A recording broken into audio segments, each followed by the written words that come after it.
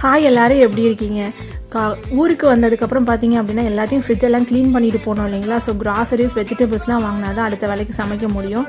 வந்த உடனே ஃப்ரெண்ட்ஸ் எல்லாம் வந்து ஹெல்ப் பண்ணாங்க. ஸோ அவங்க கொடுத்த சாப்பாடெல்லாம் சாப்பிட்டாச்சு.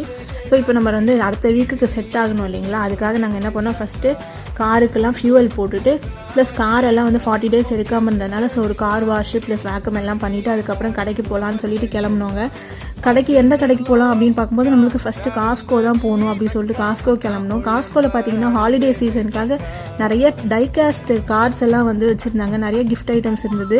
என் பையனுக்கு கார்னால் ரொம்ப பிடிக்கும். அதை பார்த்தவொடனே அங்கேருந்து இறங்கிட்டு எல்லா காரையும் பார்த்து இது எதுன்னு சொல்லிகிட்டே இருந்தான்.